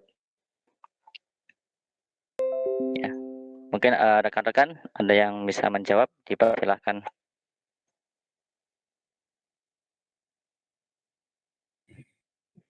Anda mungkin Ustaz izin bantu untuk menjawab. Ya, dipersilakan Ustaz Kakak. Baik. Yang pertama mungkin kita bisa membedakan terlebih dahulu apa itu tafsir, kemudian apa itu tadabbur Quran mungkin ya. Kalau dalam tafsirkan Quran tentunya ada cara-caranya sebagaimana yang disampaikan oleh Syekh Utsaimin di usul tafsirnya, bahwa yang pertama kita mentafsirkan Quran itu menggunakan ayat satu dengan ayat yang lainnya, kemudian menafsirkan Quran dengan hadis, kemudian menafsirkan Quran dengan perkataan sahabat, tabi'in, kemudian menafsirkan Quran menggunakan bahasa Arab yang benar seperti itu. Ada pula mentadaburi Quran, ini tentunya berbeda dengan tafsir. Ini yang perlu kita perhatikan, jangan sampai maksud kita mentadaburi Quran kita nyatakan sebagai tafsir. Kalau misalnya hasilnya seperti ini, maka tafsiran Quran akan berbeda-beda dari tiap orang, tergantung sampai sebatas mana orang itu memiliki pemikiran seperti itu. Misalnya setiap orang bisa mentadaburi Quran, tapi belum tentu setiap orang memahami ilmu tafsir. Karena ilmu tafsir memiliki kebutuhan untuk menafsirkan Quran ini ilmu-ilmu yang lainnya, seperti ilmu Quran itu sendiri, menghafal Quran itu sendiri, kemudian ilmu hadis, kemudian ilmu dari perkataan para sahabat, dari kitab-kitab para ulama. Ini perlu kita perhatikan. Ada pula misalnya mentadabur Quran, walaupun orang itu tidak bisa membaca bahasa Arab, akan tapi setiap orang yang beriman pasti bisa mentadabur Quran dengan kondisinya dan apapun itu zamannya. Begitu Ustaz. Syukran wa jazakumullah khairan. Syukran Ustaz Gagah atas penjelasannya. Apakah sudah mencukupi Ukhti Delani? Belum, Atau belum. mungkin Belum belum. tercukupi. Ya. Iya, mungkin ada rekan-rekan yang lain bisa menambahkan. Kami persilahkan.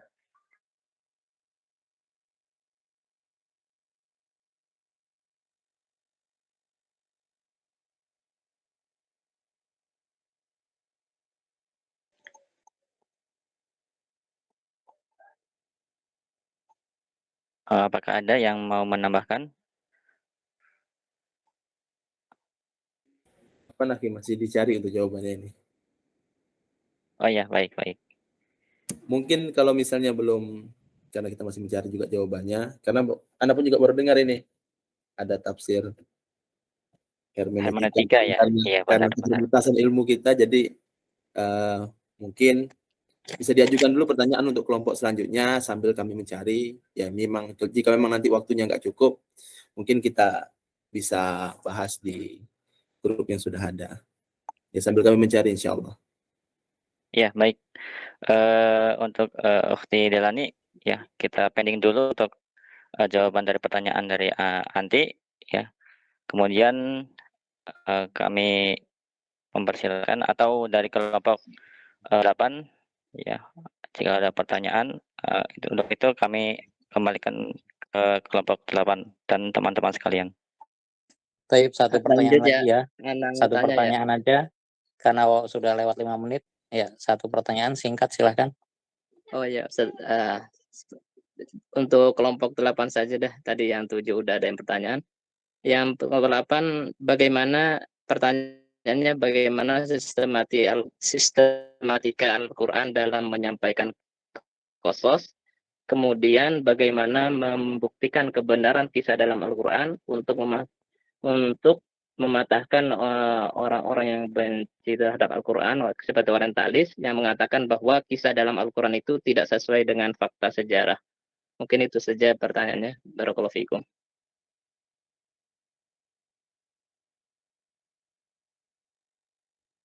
Ustaz, bisa diulangi? Boleh kecepatan ya. Iya Ustaz, kecepatan. Pertanyaannya, bagaimana sistematika Al-Quran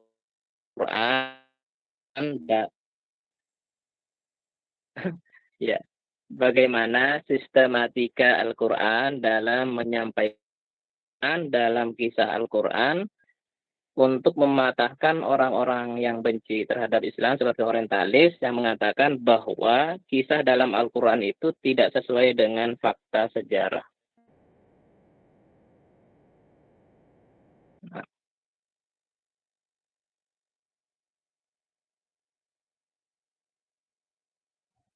Bismillah, coba jawab ya. Sebenarnya untuk memahami kisah-kisah dalam Al-Quran itu ada metodologinya, yaitu membagi pembagian kisah Al-Quran itu seperti kisah masa lalu, kemudian masa kini, dan masa depan. Misal seperti kisah masa lalu di mana terdapat dialog tentang malaikat malaikat pada Allah yang mengatakan yang mana Allah telah menjelaskan tentang penciptaan khalifah. Kemudian yang masa kini, di masa kini ini tentang kehidupan makhluk gaib seperti setan, jin, dan iblis. Kemudian yang masa depan tentang hari kiamat. Adapun hal bagaimana kita meyakinkan kepada kaum orientalis, tentunya kita sebagai orang yang beriman, kita harus kita meyakini bahwa Al-Quran itu adalah benar. Maka tentu kisah-kisah di dalam Al-Quran itu adalah peristiwa-peristiwa yang benar-benar terjadi. Karena di sana Allah sendiri yang telah menceritakan kisah-kisah tersebut, maksud Allah yang menyaksikan peristiwa itu, karena Allah lah yang telah mentakdirkannya.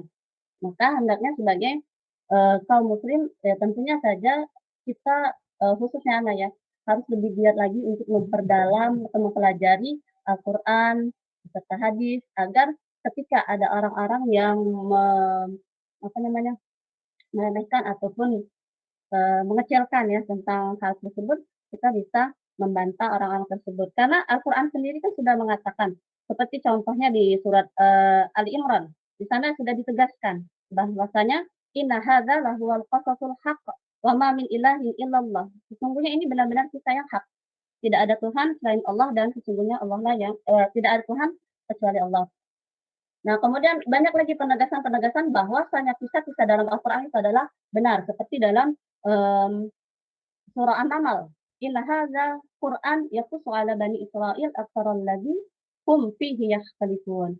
Kemudian dalam surah Al-Kahfi, nahnu naqussu 'alaika naba'ahum bil haqq. Dan itu semua tentunya memang benar-benar menceritakan kisah orang-orang terdahulu secara benar, yang akhirnya memberikan inspirasi kepada kita berupa konsep metodologi ilmiah yang akurat dan solid dalam memahami dan mencermati kisah Al-Quran. Wallahu a'lam, ini yang mungkin bisa Ana jawab. Bismillahirrahmanirrahim. Izin menambahkan sedikit pemakalah. Baik. Mungkin untuk yang pertanyaan Ukti Delani. Nah, syukran tentang hermeneutika tadi ya. Apakah boleh diterima atau tidak? Kalau dari apa yang saya ketahui, tidak bisa diterima. Karena sumber tafsir tersebut kalau dilihat dari penamaan ya, dalam mitologi Yunani, itu berkaitan dengan nama seorang tokoh Hermes ya, yang menyampaikan pesan Jupiter atau pesannya para dewa. Yang mana pengalihan bahasanya itu cenderung dengan akal mungkin keluar dari teks asli daripada ayat Al-Quran. Mungkin itu sebab pertama. Yang kedua, karena memang dari para ulama kita sendiri juga sudah menyebutkan, tadi pemakalah sudah banyak menyebutkan metode-metode untuk menafsirkan Al-Quran. Ya, sekedar saya mengulang saja. Yaitu dengan kalamullah, ayat dengan ayat, dengan sunnah Rasul sallallahu alaihi wasallam, perkataan sahabat radhiyallahu anhum, perkataan ulama kibar kalangan tabi'in, atau apa yang memang menjadi tuntutan kalimat secara syariat dan juga secara bahasa, namun sesuai dengan konteks. Kalaupun terjadi perbedaan pendapat di antara para ulama yang menafsirkan ayat, maka maknanya dikembalikan kepada makna syar'i sesuai dalil tentu saja. Wallahu a'lam, mungkin itu saja tambahannya. Syukran.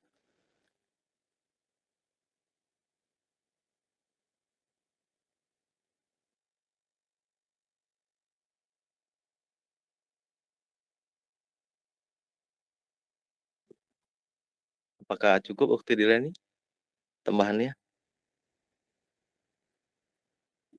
Bisa ditambahkan Ustadz, jenis penyimpangan yang ada di tafsir hermeneutika secara lebih detail, karena kan untuk untuk definisi kita cukup paham ya, tapi untuk contoh di mananya gitu kan, karena kan sebagian teman-teman atau kaum muslimin di perkuliahan kan juga adalah kami tersendiri termasuk yang masih awam gitu. Dari mananya? Oh, dari sininya begitu mungkin Mas. Iya, nah ini waktu kita singkat, dosen juga sudah membatasi tadi waktu. Ini pembahasan sebenarnya sangat panjang kalau kita harus mengurut dari awalnya, termasuk juga pertanyaan di kelompok 2 tadi. mungkin dosen yang nanti mohon izin yang akan memberikan penjelasan lebih lanjutnya karena waktu yang terbatas. Afwan ukhti Delani, mungkin itu saja.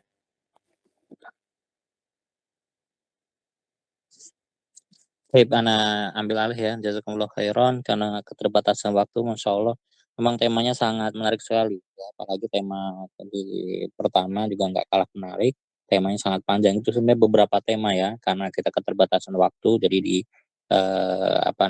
kolektif digabungkan. Nah, mulai pertanyaan, Ana nggak tampilkan PPT karena waktu juga sudah membatasi. Pertanyaan pertama tadi tentang apa ya, lupa tadi. Tentang tafsir ya, tentang metodologi tafsir.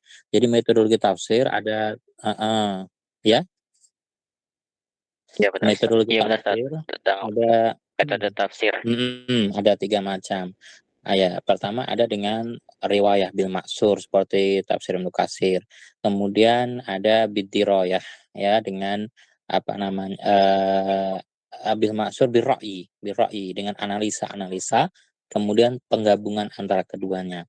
Tadi diklaim bahwasanya tafsir Ibnu Katsir dan As-Sa'di yang diterima. Enggak juga. Ya, itu mungkin sebatas yang baru kita ketahui. Banyak tafsir-tafsir yang dipakai ya, dan itu muktabaroh, itu dianggap dan diakui.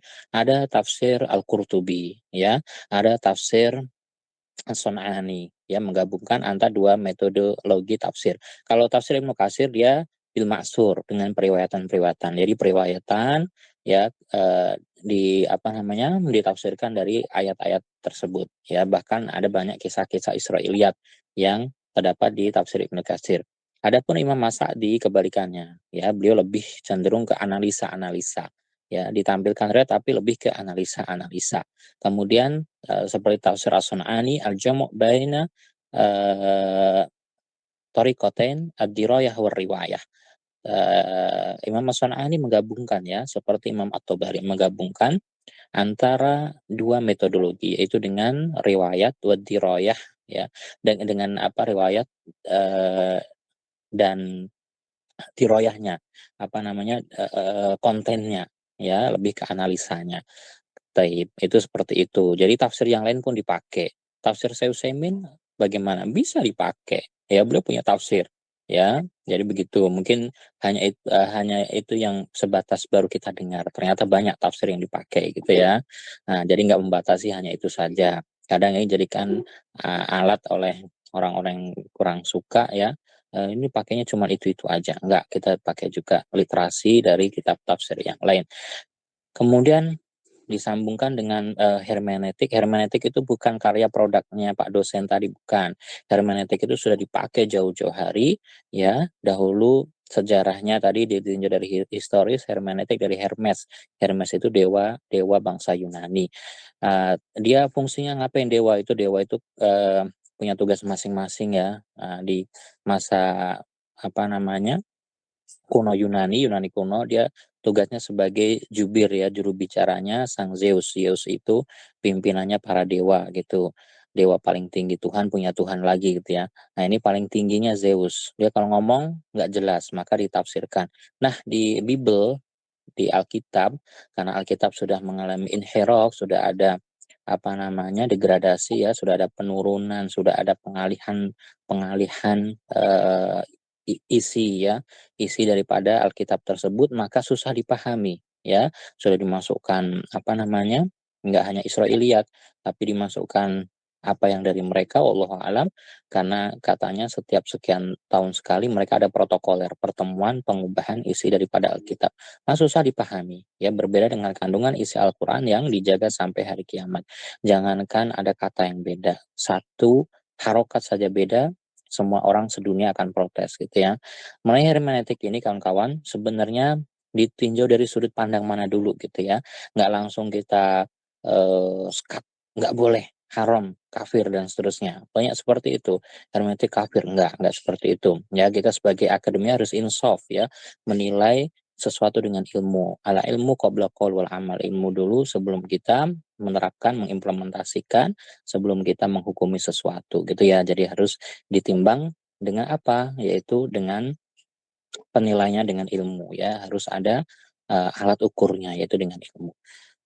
sebenarnya apapun istilah yang dimunculkan ya, itu sebagai seorang akademisi harusnya bijak dalam menilai. Contoh Islam Nusantara, ya, Islam Nusantara itu seperti apa sih? Ya, ditinjau seperti apa dulu. Kalau maksudnya ya Islam peninjauannya seperti yang apa namanya ada di kita, ya nggak masalah, ya nggak masalah. Apa namanya, misalkan di kita kan ada tradisi nggak bertentangan dengan Islam, nggak masalah, ya. Tapi kalau Islam Nusantara yang dimaukan adalah hal-hal yang bukan dari Islam dimasukkan dalam Islam, ya intinya nggak boleh gitu ya. Taib. Mengenai tadi hermeneutik itu sebenarnya dalam Islam sudah punya jauh-jauh hari sebelum apa namanya penggunaan hermeneutik ini. Islam sudah punya, kan ada tafsir birra'yi dengan analisa, ada berbagai macam para mufassirin dengan analisanya. Tafsir As-Sa'di, ya, apakah terus kita tolak? Enggak, ya. Beliau menggunakan metode analisa, ya. Syekh Utsaimin menggunakan metode analisa, dan masyayikh yang lain menggunakan metodenya analisa. Walaupun demikian, ya, bukan berasal semuanya dari hasil pemikiran beliau saja atau dari hawa nafsu masing-masing manusia, bukan. Tapi ya metode tafsir itu punya metodologi, ya. Nggak setiap orang bisa sembarangan menafsirkan. Satu, kedua dia punya metodologi, ya. Jadi harus paham segala macam apa namanya ilmu. Seorang menafsirkan nggak hanya bahasa Arab tadi sebutkan, jadi nggak mungkin dia nggak bisa bahasa Arab tapi bisa mentadaburi. Mungkin dari sisi lain bisa, ya, bisa. Suatu ayat, satu hadis dikembangkan, dia buat penelitian, ya, dari ayat atau hadis tersebut bisa, ya. Akan tetapi ya pasti mau nggak mau dia harus tahu bahasa aslinya. Mau nggak mau dia mendalami, ya, menggali tersebut. Oh, ada hubungan dengan usul fiqh, ada hubungan dengan qawaidul fiqh, ada hubungan dengan maqasidus syariah dan yang lain, begitu ya. Tafsir, jadi tafsir nggak sembarangan. Orang boleh menganalisa, tapi bukan artinya seenaknya dia sendiri, ya. Contoh kesalahan hermeneutik seperti apa?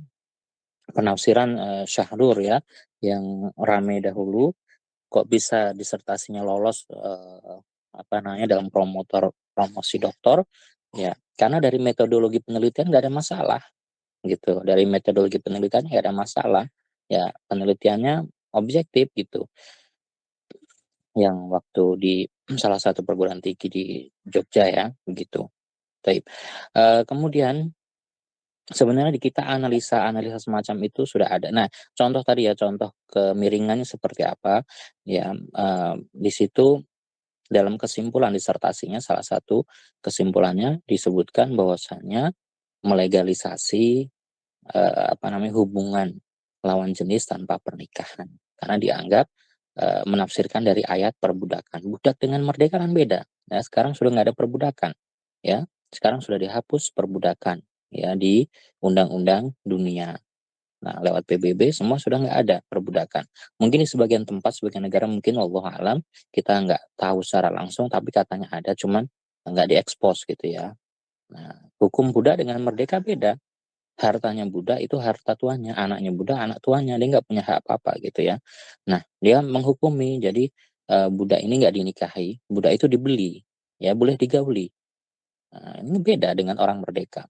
Nah, ini kan hukum berkaitan dengan budak. Nah, seperti ini harus melirik ke usul fiqh, ya, harus melirik ke usul fiqh. Kemudian melirik ke ulumu Quran, ya, studi Quran semacam ini. Apakah dia terkorelasi dengan metodologi penelitian dalam ilmu tafsir?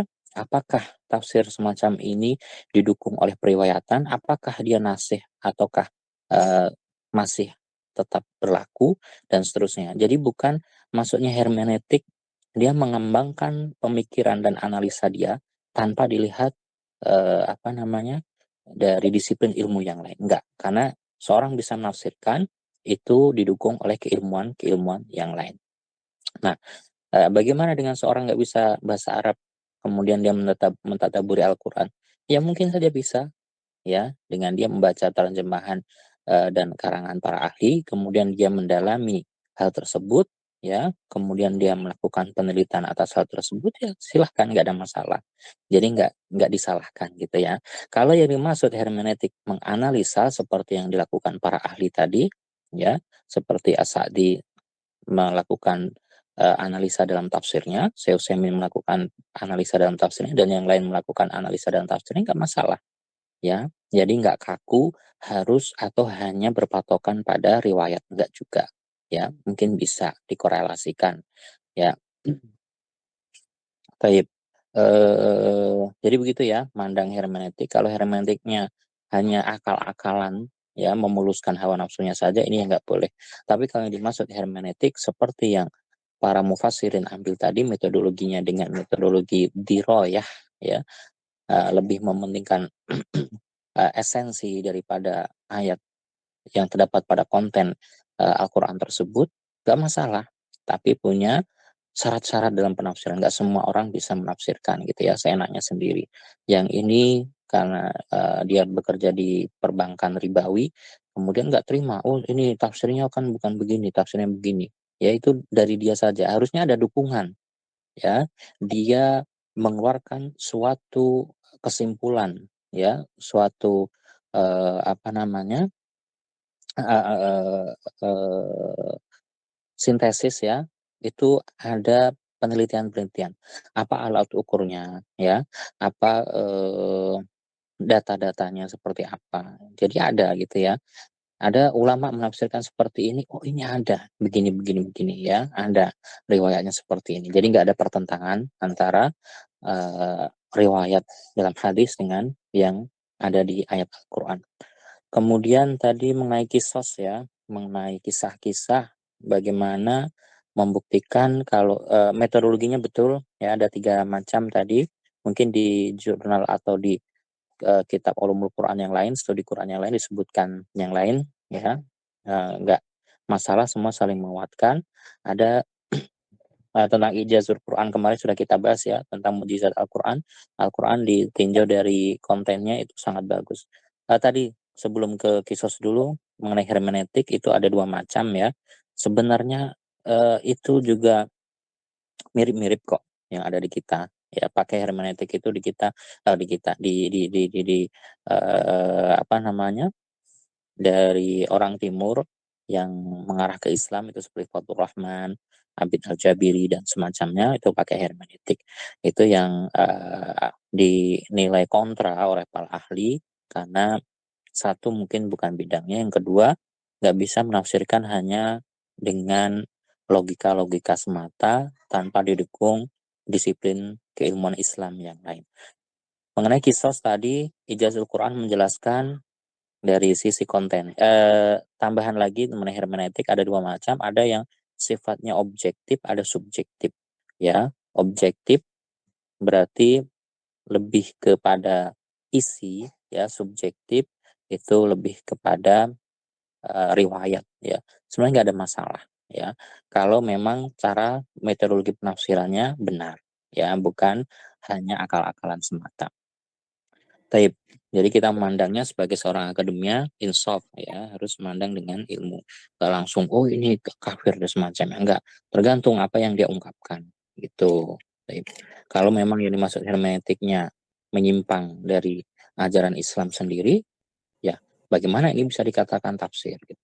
Mengenai kisos, ya, Ijazul Quran menyebutkan, mukjizat Quran itu menyebutkan hal-hal yang sudah pernah terjadi, ya, kemudian di masa sekarang yang kita alami dan masa yang akan datang.